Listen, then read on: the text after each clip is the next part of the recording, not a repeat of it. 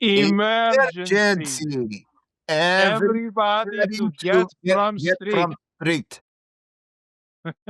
Welcome everybody to our Russ Hour episode, which is actually a redo of the previous one on the 60th anniversary of The Russians Are Coming. And Kato, you wanted us to do this on the actual date of the Yeah, 60th anniversary, it was right? May 25th was, the official day it came out, it premiered in movie theaters.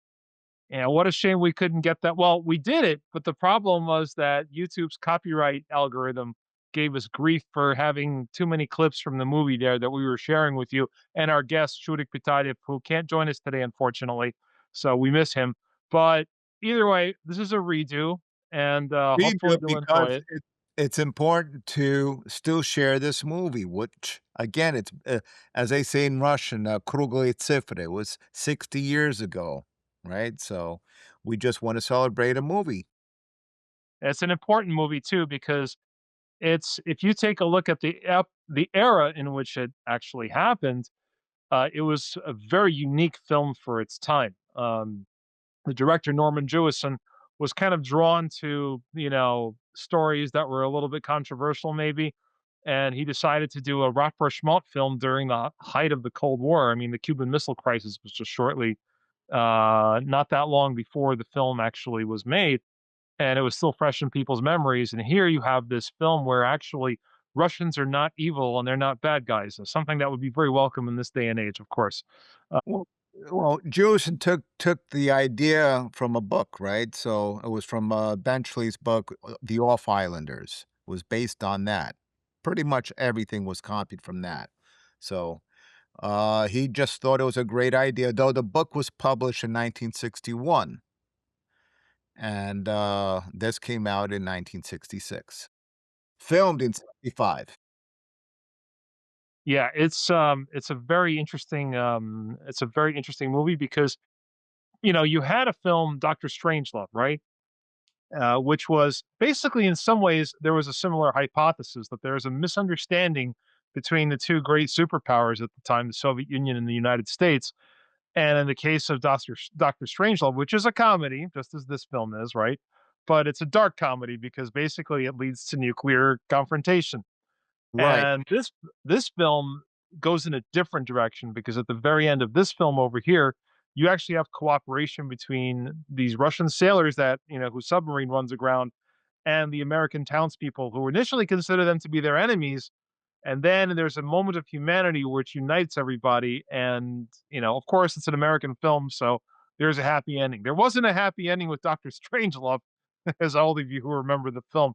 But in this film, which was made just a few years later, there's a happy ending and a most unusual ending for well its time. let me also add to this. So we had also James Bond, right, from Russia with Love that came out in 1963, right? Though it's not exactly anything related to Strange Love or The Russians Are Coming, but it was everything that was happening at that time, the scare, the nuclear bomb threat, and so on.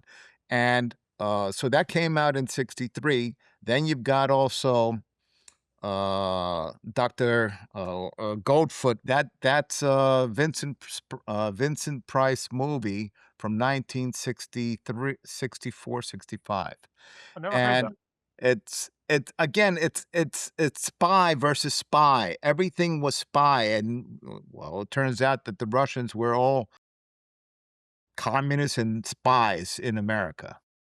Well, the last I think really positive film about Russians that was made prior to The Russians Are Coming was Why We Fight, right? That series that Frank Capra directed back when both the Soviet Union and the United States were It allies in fighting Nazi Germany. what years of that? What year Oh, was that's probably somewhere it's in the 40s? early 40s, obviously during the war, Right, right? Why right, We Fight and with then Frank there was Capra directing.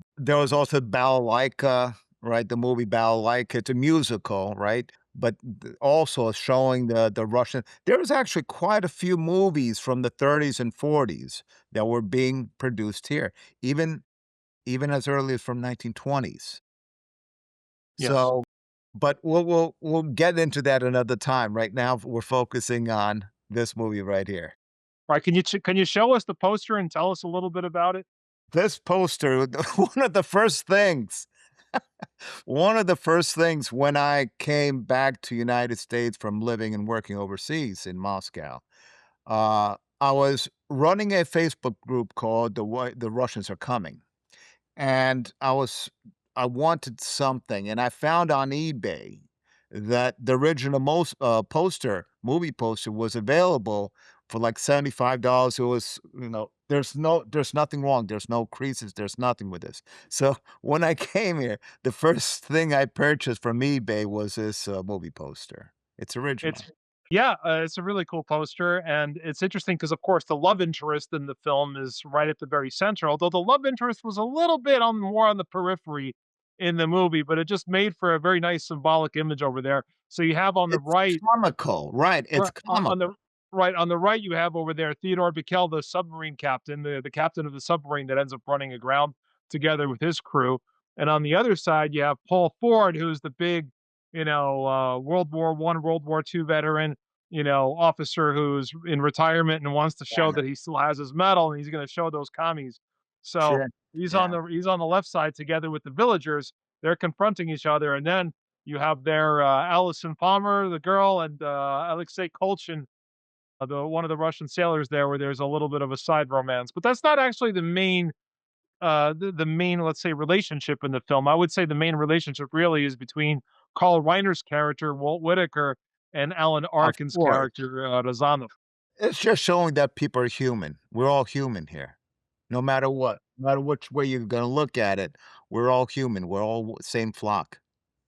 So if we talk about the film, because we're gonna get to some very interesting trivia about the movie, because Kato has researched this film very extensively, including spoken to a few cast members as well. Actually, some interesting people that you were able to get in touch with over the years, Absolutely. because you really just kind of explored every last detail here that you can.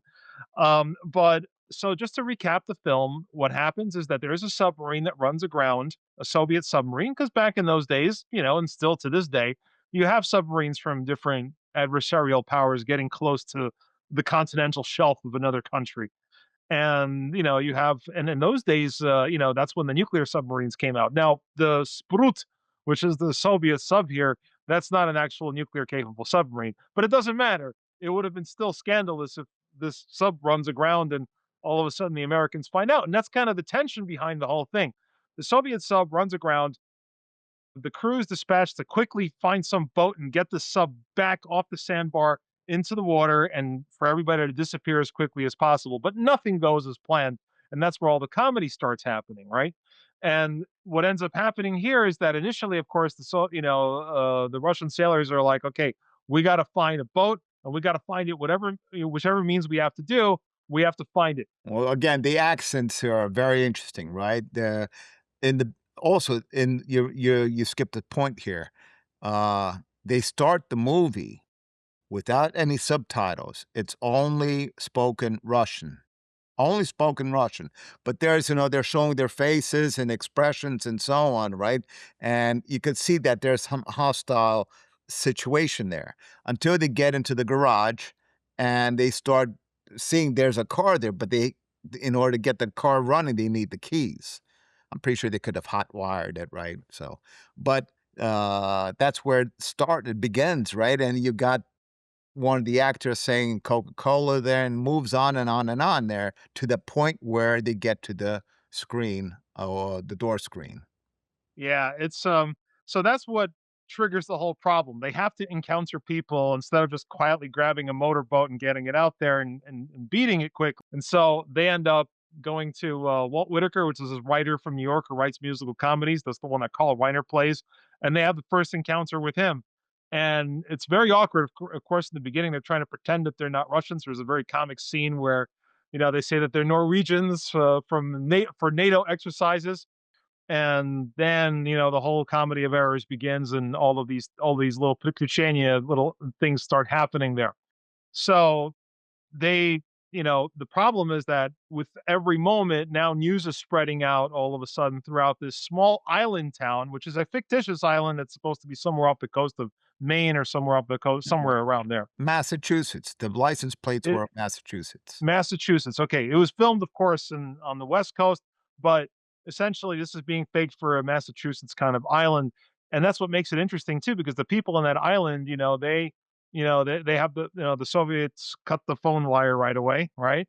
To limit communication so this doesn't get out of control so they could just They could still complete it as control quickly as possible without attracting the attention of the American military. At the same time, the islanders feel that the whole island's being attacked, that there's actually an invasion by the Soviet Union going on. So this is escalating now into the huge Russians. proportions. The Russians, right? Well, Exactly.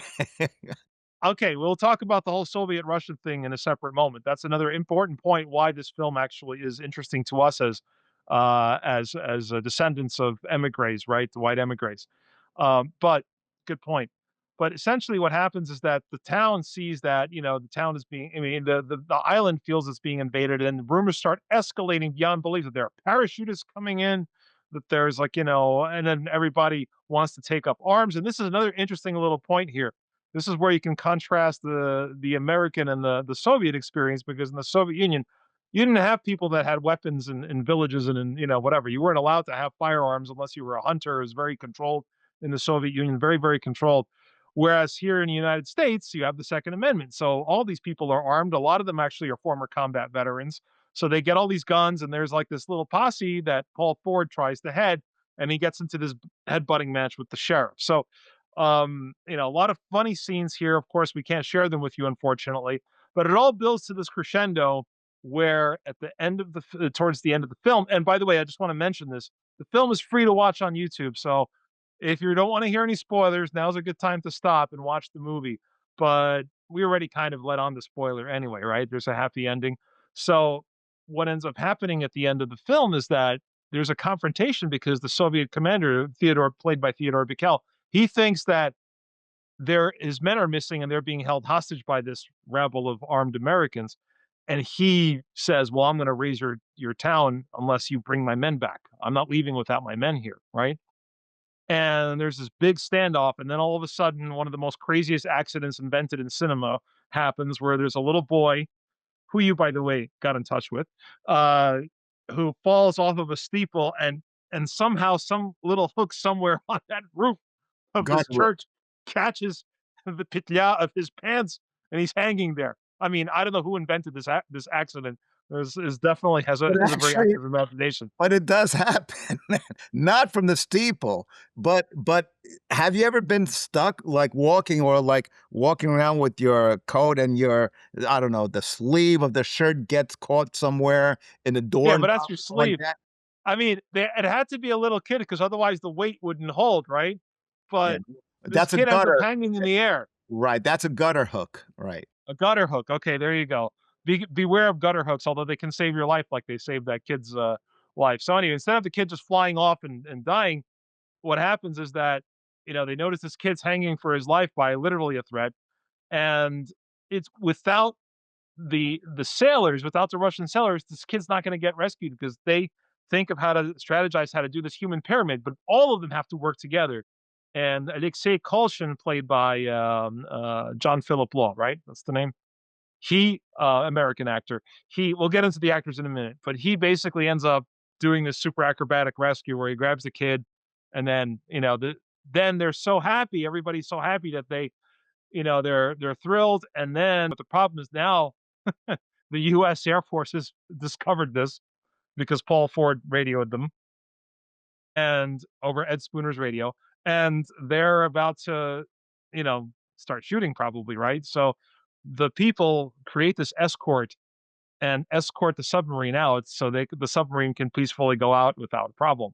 And that's how the movie ends. And I'll tell you, when I was rewatching this for our podcast, it really moved me to tears because I could not imagine a film like this being made right now in the very difficult situation that our countries find I don't ourselves in. know. I don't know, that's a question to the audience to think about, right? Can a movie like this be created again today? Yeah, I mean, either way, if you're talking on a large scale, probably not right now, especially given the fact that Hollywood is in particular, I would say, hostile to Russia. Oddly enough, in those days, people on the American political left who were in Hollywood actually kind of were more sympathetic to the USSR. Right. Well, So that is actually why, in my opinion, this film got made, because Norman Jewison was a person, who he openly said he was, of left persuasions, and that kind of pushed him into this corner. Right now, it's kind of a very different picture politically, but it's an interesting point to I'll say contemplate. this, it's still possible because throughout all the years, right, you could see, most of the time, yeah, the Russians or the Soviets were always the bad guys, the spies and so on. But at times you would get these movies sometimes really showing a different side to them, just like this movie, of course. But this was 1966, and it came in still during a very difficult time in American history between the US and USSR. So, I Jewison took this, opportunity. Again, because there were other movies already focusing. Doctor Strangelove, James Bond, From Russia with Love, right? But there was an opportunity to show the human sides, and let's do we really have to go this crazy? Are we not humans? And I think that can exist today with a younger audience, with a younger, not the older ones, not us, with the younger, actors and directors. This movie can be remade not with a submarine, maybe with drones, maybe wars, something like that. A spacecraft arrives, with with the UFOs, right, today. Ah, that's getting too involved there, but It's well, all possible. right. Now let's discuss. In my opinion, here's where I think it's a good time to bring up the subject of what this film means to us, because we're both born in the United States, right? Our parents, came from Europe. My parents weren't even born in Russia; they came from Europe.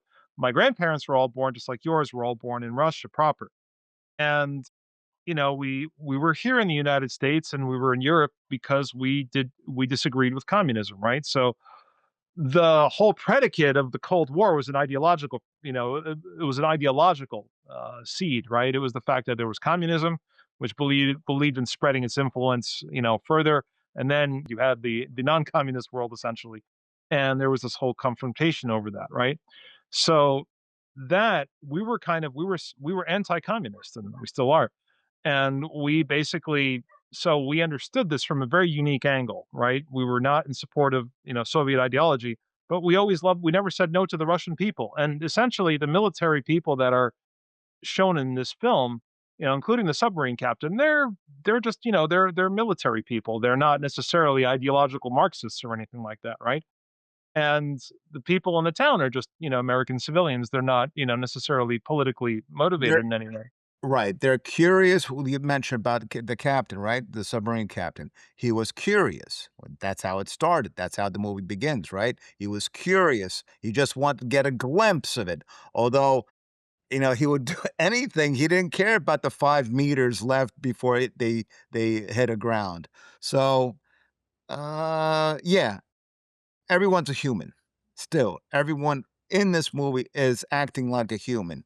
Different different situations, a military personnel who really are excited for, landing on there, but they also they know the circumstances that if they get caught, it's really the end of their lives. Right, and the thing is they're not shown to be cruel. Not a single person gets killed in this entire movie. Had that happened, the film would have gotten much more complicated because now somebody lost their life, and now all of a sudden that complicates the dynamic tremendously, right? So, because that didn't happen, I mean, it was a pretty wise move on the part of the writers not to have anybody killed, right? Nobody really, the worst thing that happens is, Walt Whitaker falls with the Alice the phone operator down the staircase, right? That's about the most serious incident that happens. Um, you No, know, no, wait a second. If you're forgetting Whitaker, Walt was shooting at Razanov in the Volkswagen. but he didn't get him though. I mean, the Right. car crashed, Right, and they know the craziness is, "You, Witterquot, you crazy too?" I mean, the idea is that we're all humans, why are you right? going crazy? So essentially, we have our unique perspective because we grew up also during the Cold War. We were actually made fun of in school called commies. right? Even though we explained to Communist, people, Reds, yeah, Soviet, whatever. whatever. I was called a commie Russian, whatever. I was, and I still caught the tail end of the Cold War. I was growing up in the 80s, right? And explaining to people, well, we're not a communist. As a matter of fact, there's some people today who still think Russia's communist, but Of course, and they think America is not. It is, yeah, well, but yeah, there's a lot of problems in either direction, but in that sense. But either way, I think that the issue here is that so for us, it was a very unique film. A lot of us saw it. I saw it at my grandparents on a VCR the first time because that was already way after the film was released, so somewhere in the mid '80s. And I remember that whole scene, emergency, everybody to get from street, where these Russians are trying to confuse people to for them to stay away from the open area there, so they can grab a boat quickly and help take the submarine out. Right? They're dressed in that really tacky civilian attire that they came across. That's probably, I think, one of the number one scenes that we all like to repeat. again, but why? Why? You think about it deeply. Why do we like that? Because it's probably the most quoted moment, right? Is especially among the Russian Americans. Why? Because of that accent. That accent that we could hear our grandparents talk. Our uncles might have spoken that with that accent. Our parents might have spoken with that accent. So we can easily relate to that. I mean, I remember, my grandmother saying, how to say sour cream or, sour cream. And it's all this with this Russian accent there. It's true, yeah, and because again, this is Heavy duty, heavy duty. So yeah, and I heavy. remember how that one specific scene where they're out there with those outfits telling the little kid to get off the street. I must have rewound that in the VCR about 50 times, and my grandmother thought that this $500 VCR, was gonna break down because I was rewinding it so much. I just couldn't help myself. What year did you see that VCR on VC, 85 probably. All right. So the first time I saw the movie was around 1972. It was on television, and 72, 74, somewhere in that. I won't remember exactly, but somewhere at the beginning of the 70s. And that was like, wow. I was like glued to that TV set. We all were. And because it said the Russians are coming. And of course, you hear the Russians are coming. I didn't know. I was too young to understand what the movie was about. But you hear the songs playing in the chorus, singing, right? Polюшку поле, Эх, ухнем, right? And you hear the Russians. So it was actually wild. And then around 1975, 76, somewhere there, one of at summer camp at the Russian Orthodox summer camp we used to go to, we heard that with the father of one of the uh, campers, Dede Kirill, uh, brought over his equipment, this huge VCR or whatever it was, Betamax, I don't know what it was, right? And a small little TV screen that came along. And there's like 100 kids watching this movie on a small little portable, color TV screen, watching the Russians are coming.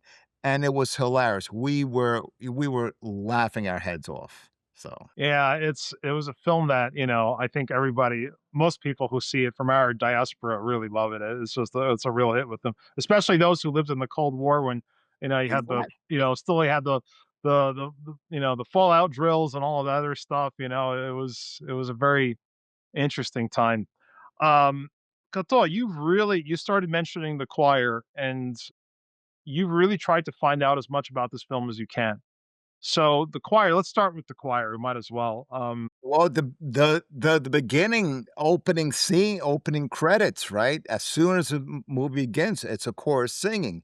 And what are they showing? The attack of the American flag and the communist Soviet flag attacking each other, positioning with the fiddle, Yankee Doodle went to town, right? So you would hear that, and then you would hear Polsko Pole, whatever. And that after a while, I just wanted to understand who's singing that because the chorus is singing both in Russian and in English with both accents. With both accents. When they're singing Russian songs, or they're singing in English, they've got double accents. And so I tried to research that and I couldn't find anything. So come Facebook Life, that was 2008, 2009. I was fascinated by the movie. I just wanted to see, get some answers. And of course, so a Facebook group was created for that purpose, right? And I shared a lot of memorabilia things that I was able to find and share. So who is that course? To this day, I don't know. I never found out. I did ask numerous of, because in the beginning of Facebook World, which I'm not part of anymore, thank God, uh, I reached out to some of the actors who were there. Sheldon Gollum, John Whitaker, which was a kid hanging on the steeple on the gutter hook. I reached out to him. Of course, he's not going to know. He was only like 4 or 5 years old at the time, right? And then, of course, I reached out to to one of the other actors, and he said, and although he's a singer, and I thought he might know, he did not know who the chorus was.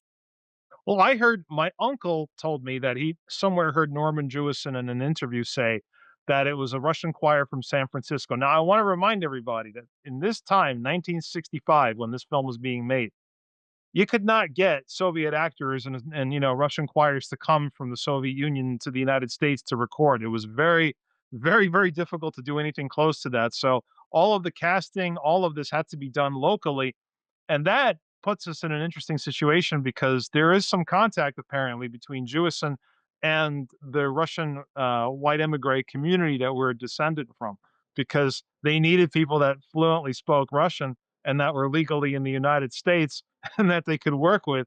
And so they tried to, and we're going to talk about some of these people in a minute, but there's some interesting things with that, I would say, because again, they couldn't even show this movie in the Soviet Union. They did show it to some high level gatherings of, Soviet Cinema Society or something like that, but it wasn't available to the public until No. all the censorship Right. finally went away, with Perestroika, with Glasnost, in Gorbachev's time. So anyway, let's talk about some of the actors now. I mean, let's focus. Maybe we could start with the main roles here. We have Theodore Bikel. Well, Mikhail Wright was born in Galicia, somewhere there, Vienna, Austria. We won't exactly know because though it states online that he's born in Vienna, Austria, but there's other comments mentioned where he might have been born, but in that area, we all understand it's always moved borders. So the Theater Bikel was a singer, and he put out 2 albums in the '50s, right? And, one is gypsy songs, and another album he sang old Russian songs. And so already Hollywood understood that this person knows Russian, speaks it or sings it at least, and so they decided to hire him in this position. Also, an interesting point, for most of the people don't know this, but Theodore Bikel was also a staunch, like a very far leftist person, and his father was involved with that. So, though he was not blacklisted under McCarthyism, I don't know why. Don't ask me why. I don't know that story there. But yeah, he had a far leftist view, and that's why maybe they decided to hire him in this position as a captain, Soviet captain. Right? Interesting. Though Well, the either way, he was a person. He was of Jewish descent that had Russian Jewish ancestry apparently. So that's yeah, what made him so interested in Russian culture, Russin songs, and I have to say, of all the people that speak Russian in the film, his I would say is number one. Slight accent, very slight, but yeah, very slight, okay. practically indiscernible. Yeah. Let's Uh, move on to Arkin. Alan Arkin, Rozanov, right? The main character also was nominated for Academy Awards, Global Awards, for Best Actor. Didn't win them, but still, Alan Arkin came off from Broadway, and this was his first big role in a big film. And his Russian was quite interesting, though, like Bickel, born to Russian Jewish parents, uh, and but he was born in Brooklyn. He came from Brooklyn, and his Russian, you'll read some things online that he learned his Russian from his grandparents, but that's not true because his grandparents, he was not really associated, I don't think, with his grandparents. His Russian was specifically, he studied Russian for this movie, and he had some trainers. Now, there's a person who's his name is Belasco, right? Leon Belasco, who was a dialogue coach. Right. So, he helped him out, but I also read somewhere else, again, reading this from old articles from the '60s and '70s, uh, the Los Angeles Russian emigre existed, and of course, Theodore Bickel was there, so they all probably coached him out in one way or another. Uh, while this is fresh in my head, there were Russian actors in America, in Los Angeles at the time. We had Yul Brynner, we had Natalie Wood, but they didn't fit the image or the need of the Yeah. comedy movie. I can't see either of them being cast in this successfully. It was just Right, right. So, totally, well, they totally didn't not need a their time. Russian female on a submarine, I don't think so, Yeah, right? yeah, and Uh, even Yul Brynner, I think, would be a little bit out of character for, for something ex like that. Yeah, exactly. okay, so we have, Arkin, of course, this was the breakthrough role for Arkin. He really, got a lot of attention after this. By the way, I heard him say in one interview that he actually kind of shunned dialogue coaches for this film, and I think you can kind of see, I mean, he is pretty impressive, but the accent could have been worked on, Yeah, but as and I kids, have a we wanna feeling he hear. was a little arrogant about it.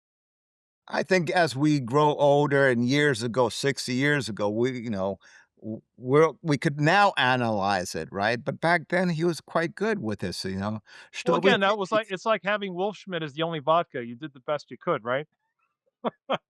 Right. But so essentially, so Arkin, either way, this film did very good things for him. John Philip Law, who plays Alexei Kolchin, I thought, by the way, his performance was really good too. I liked his performance. His Russian wasn't bad. It was actually pretty good, I would say, for an American, especially, right? And looked very Slavic, in my opinion. Had a class. I was probably the most classically Russian looking guy out of the whole lot, right? And and then he went on to do other films. He was not, like, I wouldn't say a very big actor, but this is also a film that really got him a lot of attention. He actually was the one that got the Golden Globe nomination for most promising newcomer in 1967. So this was, again, something that got him attention, and then he went on to do other films. Again, I wouldn't say he's a huge actor, but he definitely did some notable work later on in his career. Sure. So, and I really do like how he portrayed Coltrane. It was really, he really kind of put his heart into it, and I really appreciated it. All right, so let's go to some of the lesser known people here, because now we have all the big guns, right? The big trio of Russians: Bikel, Arkin, and Law.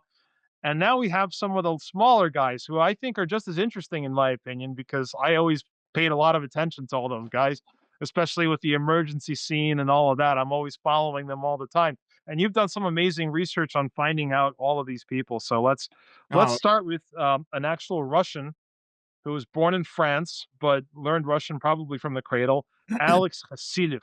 yeah, Hasilyev. So Hasilyev is a person I got in touch with second, actually, the second person, but he was the first one that was of Russian descent. And, yeah, he was born in France, and he spoke, I would say, actually quite good in Russian, right? So it's not just Bikel, but also Hasilyev, his name is Hasilyev. Uh, Hasilyev was, later on became famous as part of the, musical group called the Limelighters in the '60s, and they are still active supposedly to this day, I don't know, but up until he just died recently in 2024. And, I did reach out to him to ask questions about the movie, and I did speak to him. Uh, and and just to hear his voice was quite interesting because he spoke to me in a very simple, just said, "Do you still speak Russian?" And he answered, "Да, я еще разговариваю, я умею разговаривать." I don't remember exactly. Unfortunately, I did not record this, but, his he spoke with an American accent already when I spoke with him.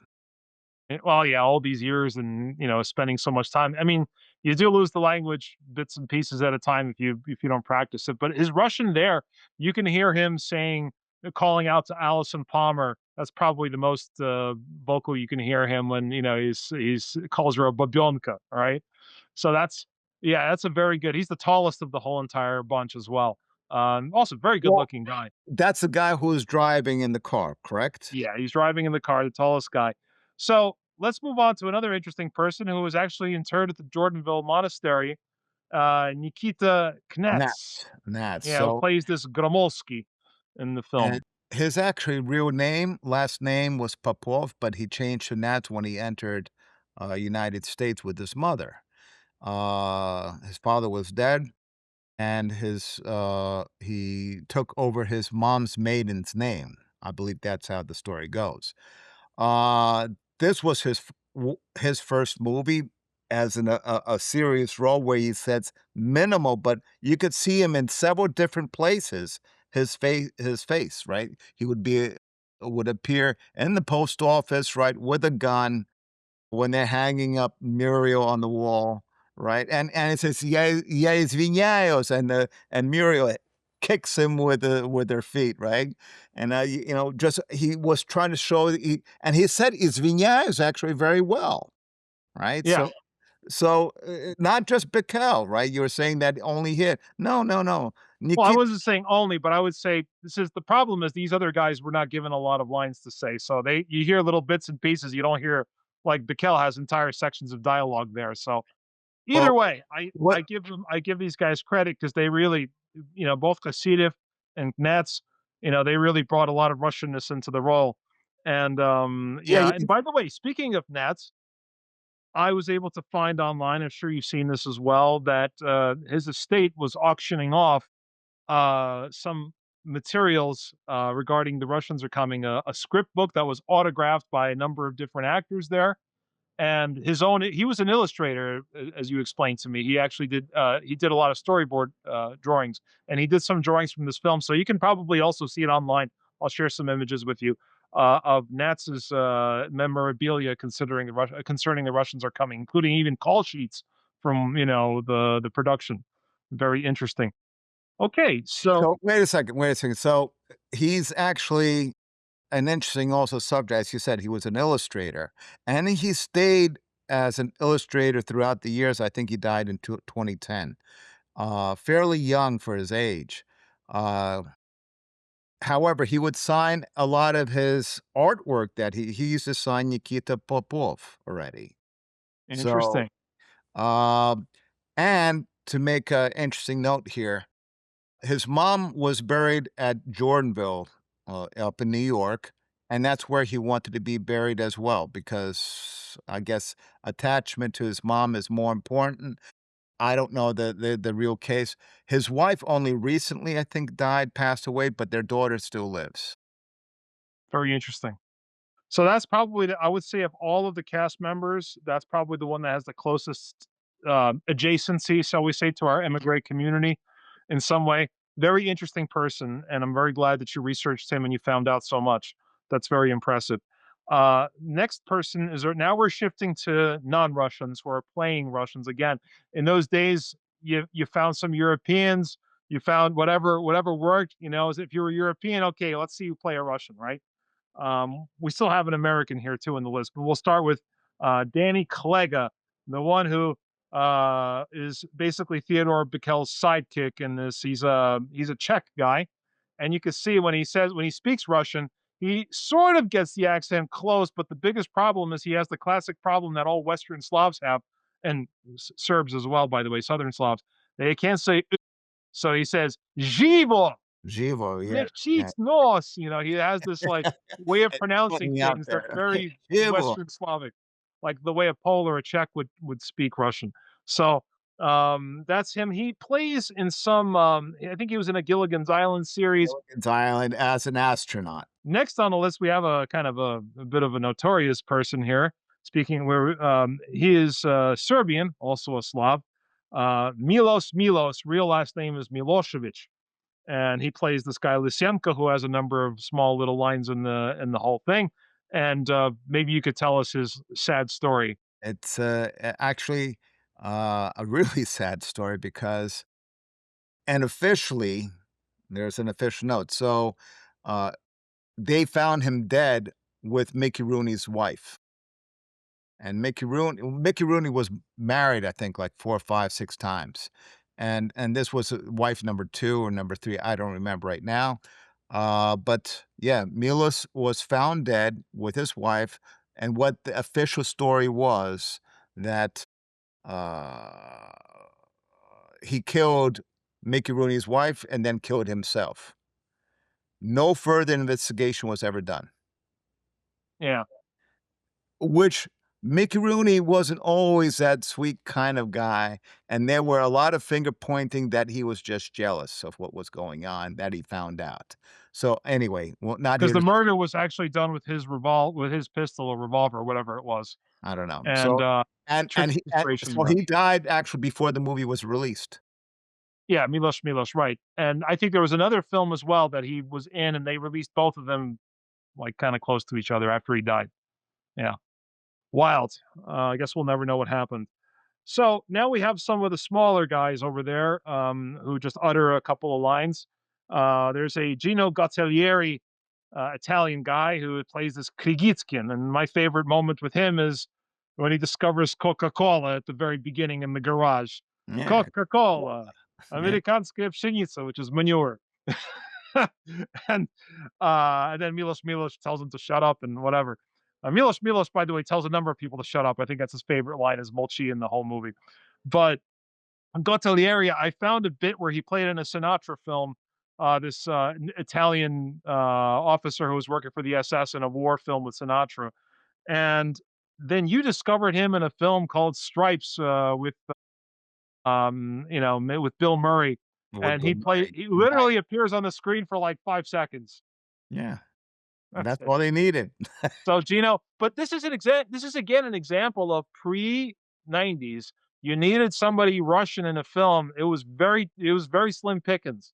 So I mean, but at that point, okay, you were gonna get people maybe from the Jewish diaspora and from the 70s.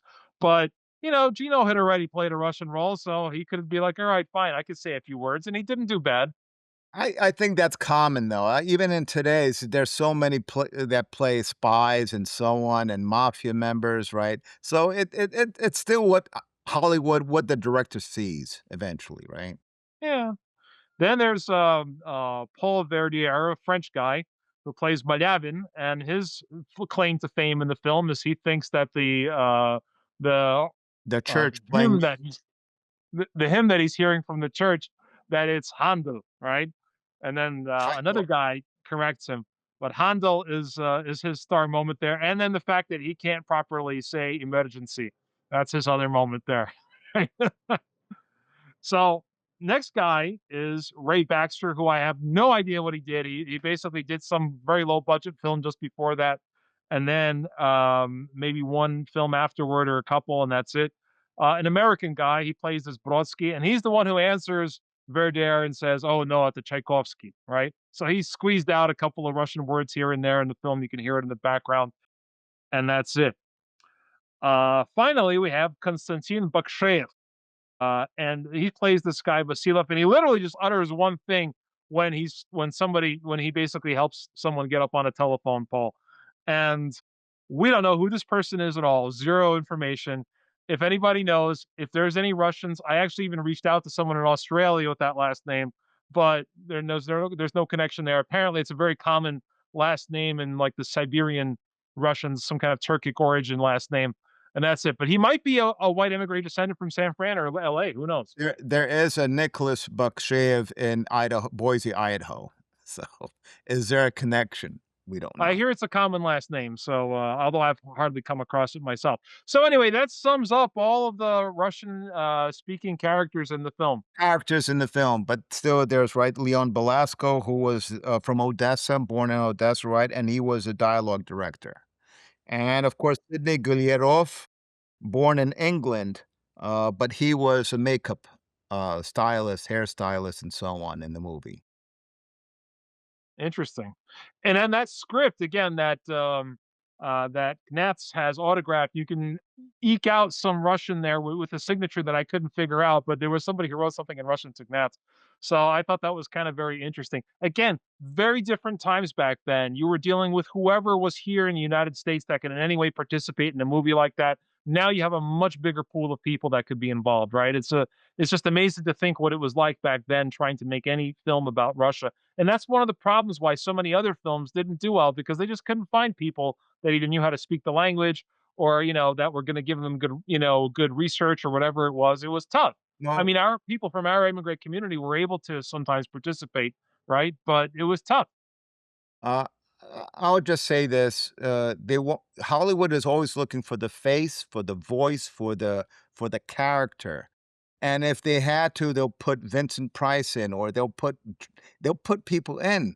I mean, it's still you have to agree, it would be great to find a perfect actor, but they're looking for that character who was known for something, and that combination. So it might be difficult, but you'll find Japanese, Steve Martin's acting as a Japanese. I don't know, right? So yeah, it's still difficult. So anyway, that was an interesting overview of all of the Russian characters. I mean, we have, of course, a lot of interesting American actors in there as well. We have Jonathan Winters, Carl Reiner, Marie Saint. Eve Marie Saint, Andrea Drome, right? They're in their age, and Eve Marie Saint is 102 years old. She's still alive. Yeah. Um, And speaking of which, we'll return to this. You also spoke to Sheldon, the little kid. Yeah, Sheldon Golem, right? He's a dentist out in Colorado Springs, also of age, right? And I did connect with him back in the day on Facebook. And but he shared some interesting moments. Can't remember it offhand right now. But he is a dentist. He And said, then, of "That's course, it. I'm not doing any more acting. I'm going to dentistry." well, that's the thing. You could see in any movie pretty much there's going to be people that went on to have careers. Sometimes they're not very big careers, like some of the people we mentioned earlier here, right? But you have people that just kind of got made a wage, whatever, right? And then you have many people that tried acting for a little bit, moved on. That's it. And there's plenty of people Ask like that. them if they're Russians. Ask Nice if boy. they're Russians. Nice boy. Nice little boy. Nice, nice. He was pretty good, Sheldon. He was really good. He should have continued acting. Anyway, although that lifestyle is not for everybody, that's for sure. So okay, and then of course, yes, you mentioned the little kid that you connected with too, who was hanging from Oh, the steeple there. right, and, coincidentally, his name is John Whitaker, and in the movie is Walt Whitaker, right? But Yeah. that's just coincidence.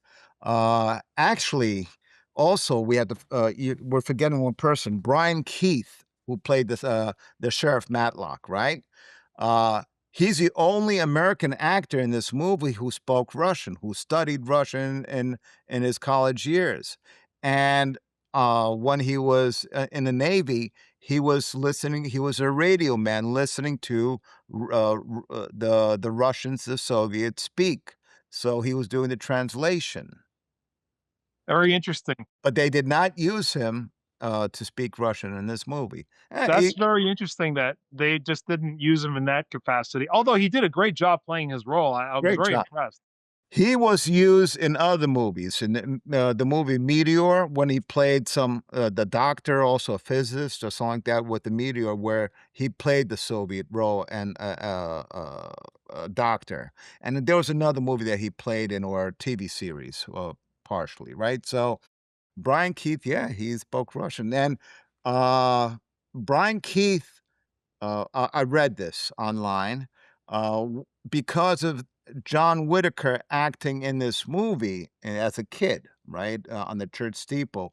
He just liked his simple acting, and he liked the way they didn't have to record it hundreds of times. He just did perfect the way he did.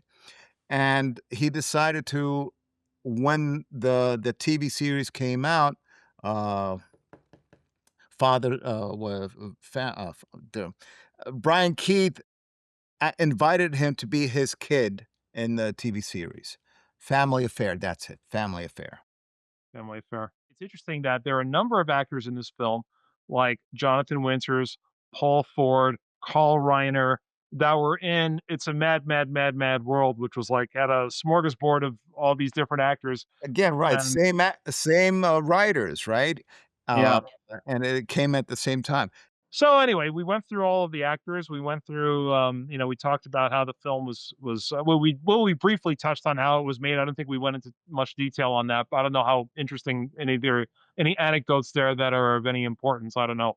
It was being filmed at such a time when it was, people were scared of each other. They were scared there was something was going on. It was a Cold War situation going on, duck and cover in school, air raid drills in school in the 60s, 70s, right? So we were scared. We were constantly under the uh, uh, fright and this scared tactic that something's going to happen to us, that they're going to be attacking us. So, and these spy movies and these Russians were always Soviet spies, and it was difficult. It was just Well, difficult. I also want to mention that again. We briefly touched on this that the film was released. It ultimately could not really properly play in the Soviet Union. It played here, and that's the sad thing. It's like you couldn't think of a situation like that today. Whatever films are made in the United States, they're probably available in Russia before many Americans see them. And, you know, and there's such like Russians are so culturally curious, but the Soviet government was very much in control of what anybody saw and heard, right? So the message was intended for both sides, but only one side, it was this side here in the United States heard it. Now that's no longer the case. Both sides were able to listen to each other and talk to each other. Of course, that's a subject on its own, right? But essentially, in those days, right, when Jewison came there, he was only able to screen it to a small group of people, which included Sergei Bondarchuk, the famous director of War and Peace, a very well-known director at the time, and he actually was moved to tears from this movie. And and it actually, I believe, I also read that this film was given its first test screening in front of a Soviet diplomatic team. And there was even a change done in the film to slightly make the message a little bit more palpable, Yeah, I could for imagine. them, so or palatable, I should say. So that's another interesting note about this, but again, very different environment then than it is today. So interesting to note. So, anyway, what are some concluding thoughts we can maybe draw from this whole thing? We're kind of living through a Cold War point two. Though you hear some interesting news coming out today, yesterday, where America has agreed to build a tunnel between in the Bering Straits between Alaska and Russia. They're That buil- would be they're great. they agreed to be building that. The U.S. Postal Service has finally, since 2022, have now decided to finally start sending mail to Russia. Oh, wow, I didn't know that. That's Yeah, interesting. again, 2 things just this week. Very interesting. Wow, so maybe Well, something's happening, who knows? I mean, we'll see. There's a lot still to talk about, of course, but either way, again, I think the great thing about this movie is that it shows that there's hope. Despite however dark things may have gotten over the past few years, there's hope. And again, there's Americans traveling to Russia today. There's people that are going back and forth, and there's some communication going on different levels. So that's always encouraging. And of course, making a film is a very big endeavor, and doing a film is, of course, something that's expensive. I don't honestly see Hollywood doing a film like Russians are coming today. It's just a very different Hollywood now than it was back in 1965, 66. But either way, like I said, there are other people out there. There's alternatives right now, you know, and who knows what's possible. I'll add to that. America doesn't have to Hollywood doesn't have to create such a movie. Russians could now create such a movie. Yeah, Right? absolutely. Completely different. They've got the American actors there too, and Russians who speak English quite well and can be dubbed and so on. But I think they've got an interesting opportunity to create something like this to share. In case anybody's listening, если кто-то нас слышит. That's the thing. Russians are pretty good at, a lot of Russians know English too, so I wouldn't be surprised if some of them might be listening to what we're saying. And Yeah. real in reality, you gotta think, can such a movie be made to calm the situation down? I think so. I really believe that there's something like this can be produced. Younger audience, slapstick humor per se, maybe slightly different, but, we just have to calm down the situation between all countries. Well, I Pl like how Trudy said, when we were talking last with him, unfortunately, he couldn't join us today, but he said, "Russians are coming." Well, no, the Russians are here. Yeah, The Russians are here. we're here. We're here. All of us are here. We're listening here. And just want to thank everybody again for joining us. This was a very fun podcast. We're very sorry for those of you who joined us live and gave your comments. We couldn't do anything with that. YouTube did not let us post it. It was very, very strict about copyright. We didn't think we were violating anything. We thought it was fair use, but it's not up to us. Arguing with YouTube is pretty much useless. So there we have it. Thank you for joining us every year, every time, every episode. And really, the reason why did this review about this movie is because it's connected to us. That's the reason for our podcast to exist. It's the Russian Zarubezhye, the Russian diaspora, the Russian world outside of Russia. That's right. Please like and subscribe and share, and we will see you on our next podcast. See you soon. I mean, emergency. Emergency. It Everybody anybody to get get from street. from street.